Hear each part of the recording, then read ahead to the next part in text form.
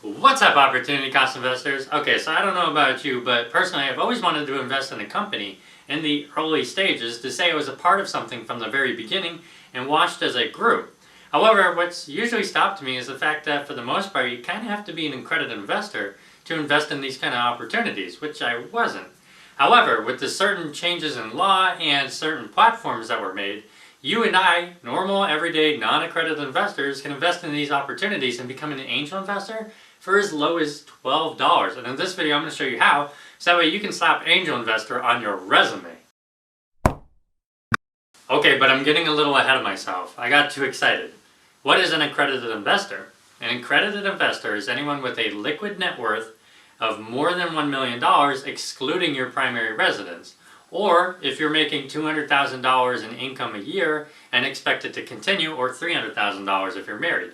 There's actually higher levels of investors than that, called qualified clients and qualified purchasers, that'll open up more doors to you, but we don't need to get into those right now. On top of that, you could also pass something like the Series 65 exam that'll automatically qualify you as an accredited investor.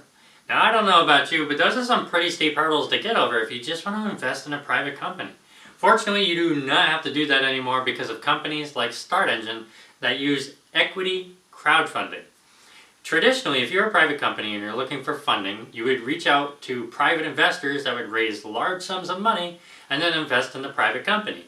With equity crowdfunding, they don't have to do that anymore. The private company can put out their offer to the public and get small amounts of money from large amounts of people and still get the same amount of money.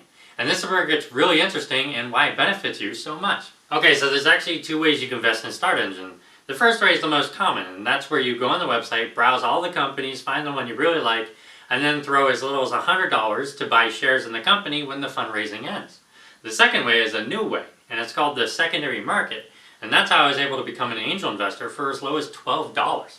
Essentially, private companies will typically go through multiple rounds of funding, and if an investor wants to buy or sell shares in between those rounds of funding, they'll do so on the secondary market.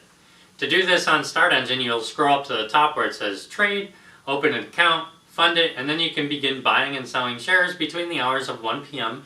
and 3 p.m. Eastern. It's weird, I don't know why they came up with that. But it was relatively easy. I was able to open and fund the account and buy shares within a couple of days. I only had a couple of issues because of my stupidity, but it was resolved. Again, I thought it was pretty simple to figure out. However, I just want to note that this industry is relatively new. So the only company you can invest in with StartEngine is actually StartEngine itself. And that's because a law changed recently where companies can raise more money and investors can invest more money.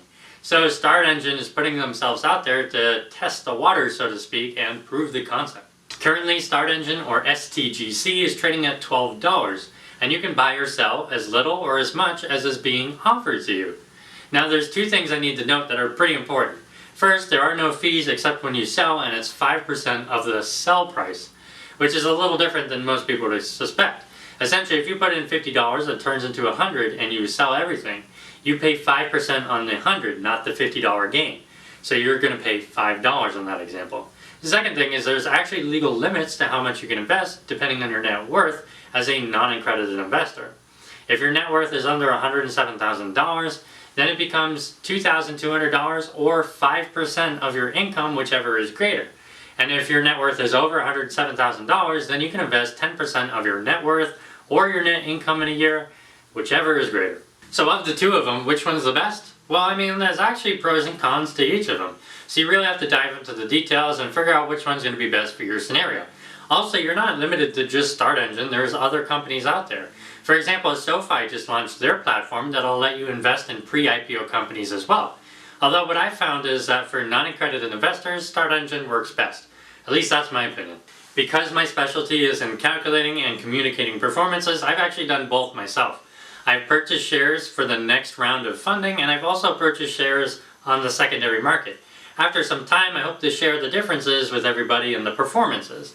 Then, if I really like this Shark Tank level investing kind of thing, I hope to separate my investments between what I do with angel investing and what I do with my opportunity cost value investing, so I can see if there's an opportunity cost and switch to the one with the most benefit. Personally, I think if I had to guess now, I'd probably be sticking with the value investing because I like to find proven companies with growing and steady cash flows that I can predict out into the future.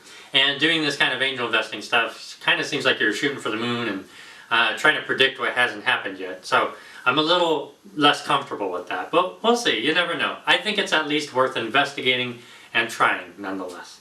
Lastly, I just want to point out how weird it is that because private markets are becoming more accessible, the border between private markets and public markets is getting really fuzzy. My guess is as Start Engine and other companies produce apps and stir up a lot more attention, we'll see a lot more interest in free market IPOs and private companies. But that could just be my availability bias. However, that's all I have for you in this video. If you found the content helpful, make sure you like that smash button, buy stock in our subscribe account, and Liberty Bell that notification icon. It doesn't cost you anything and it helps the channel out tremendously. If you just hit subscribe at the bottom, you won't be bombarded with notifications. It's just a way for you to let us know that we're doing a good job. We appreciate it. Thanks for watching, and until next time. Oh, but wait, okay, hold on. I saved something for the very end. I think it's every YouTuber's dream to be recognized on the street for the work they do on YouTube, and that actually happened to us for the first time ever. My sister's got a friend at the gym named Johan, who we found out is actually a fan of the channel. So shout out to you, Johan. Thank you so much for supporting us, and until next time.